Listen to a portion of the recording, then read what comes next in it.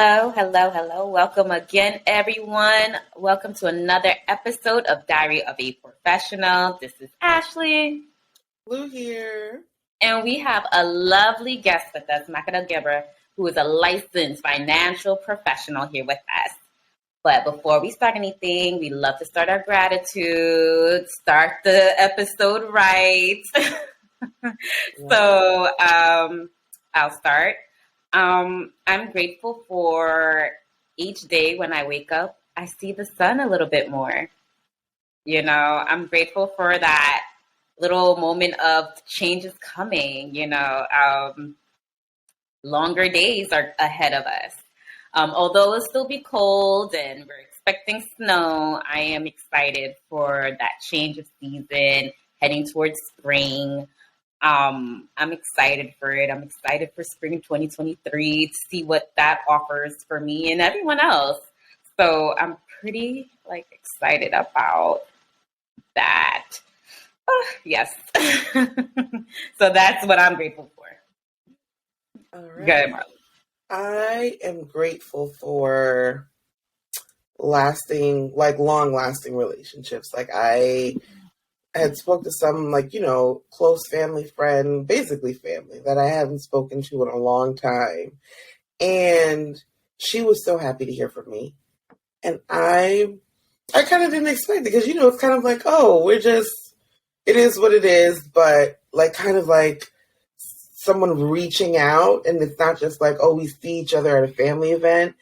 And I could hear the gratitude in her voice. And I was like, that is not to be discounted, And of course I could have sent a text just, hey, thinking of you, whatever, and that could have worked. But to take your time and someone can hear your voice and be like, how's your day? What's going on? And you can hear it. And I'm sure I did a service for her, but it warmed my heart to be like, you know what I mean? So loved it. Happy I made the call. Well, I'm grateful for to be kind of a little corny but excited, opportunities like this. I think it's really cool to network yourself, put yourself out there, even as uncomfortable as that may be, especially in any career, changing careers, especially in the height of, so many job changes and things like that. And getting comfortable with the conversation and just, like I said, putting yourself out there and to be invited into a platform with other young Black women to be able to talk about finances. I think I know I'm truly blessed for that and grateful for it to have even been invited. So really, I'm thankful for this space. Oh, wow. I did not see that one coming. I get all the feels. Thank you for joining us. With that being said, I know you have a podcast, Why Are We Bad with Money? And I wanted to kind of touch upon that too. It's actually a pretty uncomfortable conversation for me to talk about money, finances. Actually, a conversation I really do not prefer to have. And I feel like that's the reason I was inclined to have this episode. I know I'm not the best with my finances because I always want instant gratification. So where I'm like, I'm working X amount, I deserve this, so I'm going to do this. That's how I handle my finances sometimes. But I wanted to discuss in general why people may have or may make some bad choices with their money or finances. So, yeah. So, thank you for highlighting my podcast, albeit very, very new. But yeah, I wanted to name it something that could kind of shock and alert someone, right? It's not really nice to be told you're bad with money. And once you dive into it, you start to realize I'm not actually telling you you're bad with money. I'm telling you, here are all the societal things that have led us down these paths that have made us bad with money, but inherently we just weren't taught the right things. And I think this is a big part of it, is opening up the conversation and normalizing it. We should be talking about money with our friends, with our coworkers, with our family, everybody, because What we don't talk about, we don't learn from, whether it's the right things to do or the wrong things to do. So very much so, we have been by design led to make these decisions in our life and maybe put money in the wrong places or not save. And I think when it comes to instant gratification, that is a huge part of it. We live in the society of ads also. Like, I had to unsubscribe from every single email when I went through my money journey. And I just said, I cannot see another 20% off coupon, because next thing you know, I'm scrolling on Bed Bath and Beyond looking for curtains I don't need, literally don't need. So that's kind of the biggest thing, is normalizing it, really. And then you start to dive into the education of it. I agree. And it's interesting because I never really felt like growing up we were supposed to speak about it. Like, I felt I was raised in a way to be like, oh no, we don't speak about how much money you make. We don't speak about with others how you deal with savings. No, you keep that to yourself. It is rude to even ask somebody. It was kind of ingrained. It's rude to ask somebody about money, finances, and those things. So it's interesting that we're in a space where now we have to really start normalizing this and learn from each other. And I also want to just bring up there's a lack of discipline that comes along with finances too as well. I feel that we're geared to easily have discipline in other areas in our life, but in our finances, it's just at least I want to speak for myself. It's just a free for all in a way. I know I'll get this paycheck in a week or bi-weekly or whichever way that I kind of take for granted, which we shouldn't, especially in the pandemic. We learned we shouldn't too as well. Yeah. So, is there any tricks or tips you have for anyone to start gaining that kind of discipline with their finances? Yeah, I think the biggest thing is defining your goals. If we don't know what we want this money to do for us, then we're not going to do anything for this money. It's not going to lead us to any path if we don't have one. So, the biggest thing I think on a lot of people's mind, and this is of course a big umbrella statement, but it's the thing that I'm seeing the most are two things actually: traveling more, because life is short, right? We want to see the world because it's too beautiful to not.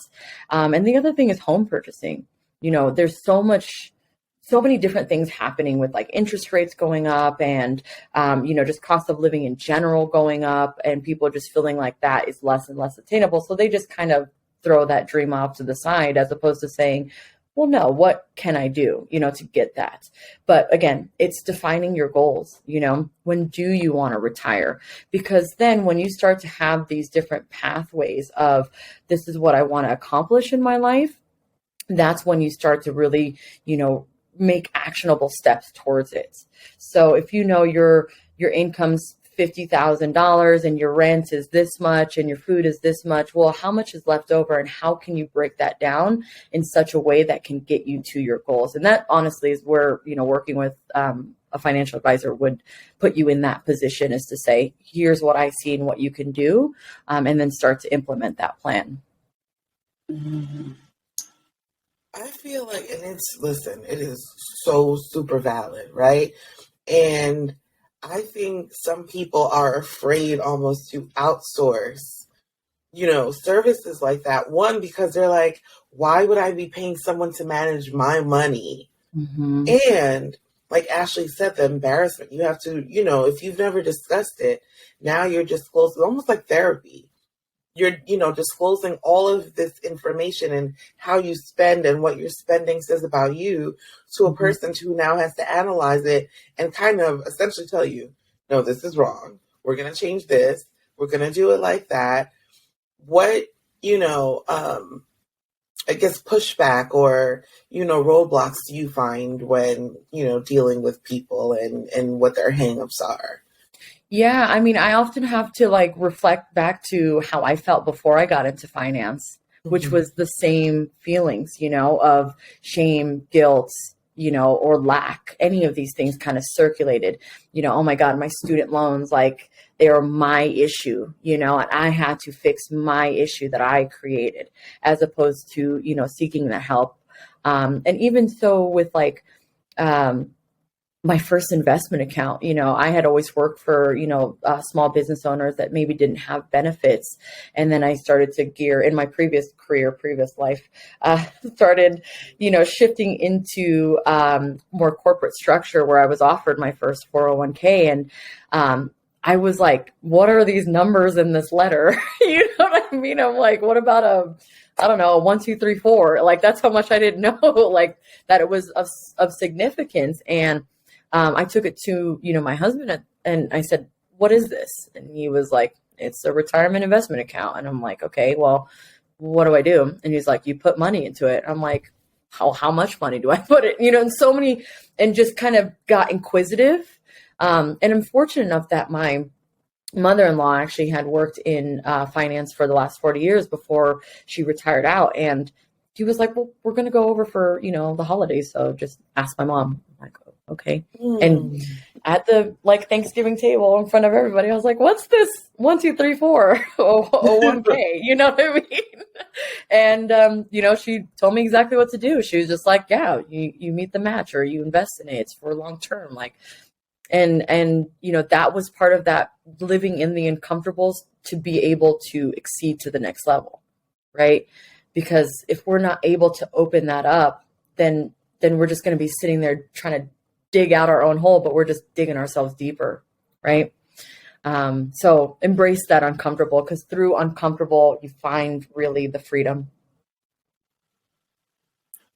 Yeah, I get that, because 20-something-year-old me first starting out, and I'm like seeing all this packages of 401k and this, and I'm like, I don't know what this is. I'm just gonna pick a percent. I'm gonna put it aside, and okay, that's it. I'm doing it right. I think that's it. Don't ask me. I didn't know anything of anything back then. I was too nervous to speak to anyone back then. I just knew, like, this is for retirement. This is good. I put a percentage down. I think that's good. Okay. And I just moved on. I never really took the step to really ask or talk to someone at that time to be like, what is this? Mm-hmm. What is this about? What are all these numbers? I just said, okay, I'm doing it. And it's funny now because we're not really getting these kind of retirement packages anymore. We're not really seeing the 401k anymore, 403b. It's hard to get a pension now. And it's funny because our parents is all about, get a pension. You need a pension. You need a pension. And I'm like, in my profession, that's not really given out. So what am I supposed to do? And I'm just wondering, how can we, as people, adapt to these kind of changes coming on to these times, Yeah. Do you have any tips for us? Yeah. Basic tips. Yeah, absolutely. And I think, I love that you brought up the pension, and because just to touch on retirement as it was for our parents and the generations before us was a 3-legged stool. You had pension plans, Social Security, and a 401k. And those three comprised together were chef's kiss for them, but we know that Social Security, I've sat in enough seminars to know that it will be there. We just don't really know how much and or should not rely on it. And if anyone was very, inquisitive, which I absolutely suggest you to be so, is to go on to ssa.gov, sign up for your account. It is there for you, and it'll show how much you've paid into it and how much you're expected to get out, right? So I joke around and I say it's my pedicure money. At least I know that's taken care of. That's an expense that I don't have to worry about in 30 years, right? So but back to the 3-legged stool. So Social Security will be there. It's not necessarily enough to rely on, right? 401ks, it's taxed in such a way that we have to know, we need to understand what our money is going to look like in 20, 30, 40 years. And then of course, pension plans, right? They're too expensive for companies to keep going. So, those are now are starting to slowly go away from obtaining it, unless you work for the government or you're a teacher. So now we're left with that kind of unpredictable taxed 401k, right? So, I mean, there are a number of different ways to invest, and by no means is this actual, financial advice, but, mutual funds, Roth IRAs, different indexing funds, even annuities. So when it's said and done, there's so many options. And finding out what's right for you based on your goals is probably the biggest thing that can be done. Right. I have learned because, I eventually did get a financial advisor that I was recommended. I think that's another thing. Who to trust with your money. You know what I mean? Because I think historically as the people, whether we've, been scammed and taken advantage of and given the short end of the stick, it's like, I'd rather just keep it under my mattress that I know it's a sure thing, as opposed to giving it to a person or an institution that's just going to take away my life's earnings. You know what I mean? Our parents didn't have it like that. If, in our age, I think we are definitely the generation that kind of had to figure everything out and to try to make things a little more whole. That is something to overcome, like who to trust with your money. Yeah, I mean, I think with that, obviously the comfortability with someone, are they listening, right? And having an open just having a conversation with you too and personable. I think one of the biggest things that's lacking in the financial services realm is that education part, where it's more or less like, well, sign the papers for this and set up your account for that. And it's like, well, why? What's the reason? What does this do for me? I want to understand. So I think that's a really big thing when it comes to that trust is who's going to take the time to teach you, right? And help you understand exactly what this is for so that you can make that informed decision, right? And then, of course, there's the accreditation part of it, like making sure that person is licensed. I cannot tell you in these social media streets, all the things that I keep seeing. And I'm like, you can't say that, you can't say that. And it worries me, even though the information may be right, but also it may not be appropriate. Right? It may not be appropriate for that person who's on the other end reading or watching it even, So I think it's super important to just make sure those persons are licensed and you have that connection and the education component to it. And you just feel good, I'm high vibes only. Right.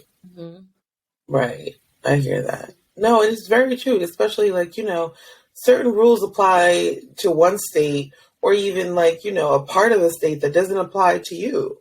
And, someone wants to get this benefit, but that's not for you. And I think you don't want to sell people dreams and make it realistic and you don't want it to feel like a chore. You do want them to feel empowered and okay, they're taking, the best next step in their finances. Yeah, absolutely. Absolutely. It's so important because, without that component in those next best steps, it's almost detrimental to the path that we're on. If it even, let's say the mattress money, and there's so many cultures, persons, that we do that because it's like save. And whether that's in the literal mattress or in, these big banks, only offering us a 0.09% interest rate, I think is the national average, so it's so important because there's factors of inflation, and that is something that is always around. Not just right now, not just, the eggs, the price of eggs are gone up, the home pricing, we're sitting at 8.5% inflation last year. All these factors do kind of play as an after COVID effect. And, there's so many things to consider when it's said and done, but without action, and just saving, we're actually losing every single day. We really are. That means our goals then are push back, and push back. So, even if that's your own due diligence and education on your own, it's something, but then, you have to take the action. Yeah, I understand. So I want to know, do you have any basic tips for the everyday person out here who's just trying to make it and budget? Yes. Do you have any basic tip for us people out here? Yeah, absolutely. Let's go back to saving, Right. because that is important.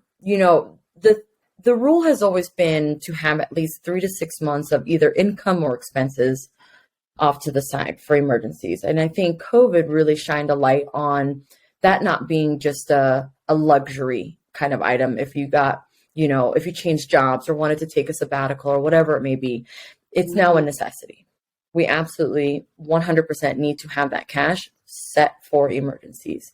So that's one of the biggest tips that I can say is, take a portion of your income, whether it's bi-monthly, once a month, however you get paid, and automatically start with something, whether it's $10 a paycheck, and then feel like how that feels to you. Is it comfortable? Could you maybe done 20? Can you bring it up to 20 and just increment that up? Next to that is then, utilizing higher interest rate accounts. Oh, you guys still there? Sorry, my laptop did something funny. Utilizing higher interest rate accounts. So once you've got that number, whether it's the 3 to 6 months, right, of income or expenses off to the side, then repositioning your savings, then start building that next half of your emergency savings into a high yield savings account. So you're going to get 3 to 4%. And then of course, there's investing, and if there's so many different ways that it can come down to, right? One could be cost of living is becoming higher and our pay is not being increased. And it is okay, 100% acceptable to job hop. We're so used to just staying because either, the conversations at work are great, the pay is enough, so many different factors that keep us at a job, or, oh, they're going to give me the promotion next time. But unless they're paying you enough, and we know these companies we know, like I can talk about corporate greed all day long and where we put our money that helps fuel corporate greed. But with that being said, we need to job hop. Okay. And even if that means to the extent of a side hustle, okay, it's very easy to make maybe $200 a day doing Lyft or, Uber Eats or Instacart or so many different things, or even finding a licensed path, something where you can work on your own schedule, but also work on your free time, whether that means 5 hours on a Saturday or something to get you to that next level. What you don't want to see is staying stuck in the same pay that you cannot comfortably invest. Mm-hmm. Right. And that's kind of the scary thing is that when you're living kind of thinly, on only so much cash or cash flow, it's kind of scary to invest, right? Well, I worked hard for this and this is what I have. But let me tell you, albeit that is very real. And I understand that when we only save in these big banks offering us 0.09%, I hope everyone hears me loud and clear. Your money is already being invested. You are just not seeing the benefits of that at all. So you might as well become the investor. Okay. So a few things, right? Make sure you've got that emergency savings, repositioning that savings into a high yield savings account, making sure that your income is being increased, whether that's your job is automatically doing that with a review every year. And if they're not, maybe it's time to go, right? It's time to find the job that's going to pay you your worth, and then absolutely get into investing, because the longer you wait, the harder it will become. I can agree. thankfully, I think also some people don't realize, depending on what kind of company you work for, like I work for a hospital, so it is a big corporation, things that you can do within what they offer that's free to you, so in the way that I invest, it comes already from my paycheck. And so it's untaxed. So it's the money that comes from that, that gross pay that we would prefer to be paid instead of that net. And so you don't feel it as much. You know what I mean? Or the different smart things that you can do if you have like the flexible spending accounts that comes pre-tax. So when you do have to buy things like diapers or lotions that are considered essential, you don't have to do it from the money that was taxed from your paycheck. It can come pre-tax. And I think education is key. When you have the knowledge, then you do know how to move smarter in certain situations. And yes, those $5, $10, they add up. And see, and that's why we got to normalize these conversations, because we're just walking around without knowing that and just hurting like in ourselves, in our own, as opposed to, having that conversation and saying, I can go and talk to them about, okay, well, hold on, let me be right back. Like, right. Yes. And you're right. Just like with jobs, like negotiating, a lot of people don't know that they can negotiate, or, there are websites to look up how much someone makes, or the fact that we have been conditioned to not even tell each other. Like we could be hired at the same time, same credentials. So what are they paying you? What did they offer you? Where that comes from, that fear mongering that we're taught, it's almost like illegal to discuss how much you personally make. And actually, I think in New York, as of this year, it became mandatory for employers to post what they're paying, right? Like as public information. I did hear something about that. Which that is a game changer, especially in stuff. You didn't know that? Or at least a range or something. Yeah. Yeah. It's huge because, I mean, listen, I'm in Colorado, and albeit like it's getting more and more expensive here. But New York is a different beast. Like that should have been implemented day one, because the range is out of control of the wealth disparity and like Billionaire Row, what is that by the park? I'm just like, it's insane. So 100%, and I think every state needs to get on that, and it's time. And that in and of itself is normalizing financial, conversations and financial health. I feel like, Ashley, you're like, I know. I'm like, it's like, wait a minute. Absolutely. that's a big game changer. That is very well needed. Very well needed. Wow. I need to look into that a little bit more now. Yes. Yeah.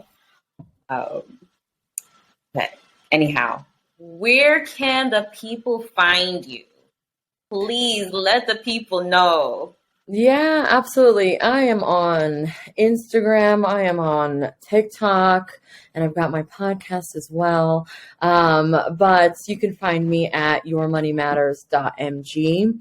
And via those platforms, whether it's TikTok or Instagram that you like the most, I do have a link there. It is my calendar. I do monthly webinars where I go through financial literacy. I talk about all of it, and I will not let up on the education part of it as a free like Zoom platform, because it is so crucial that we ingrain this in our everyday life. So usually you can find 3 different courses, and I'll teach about money.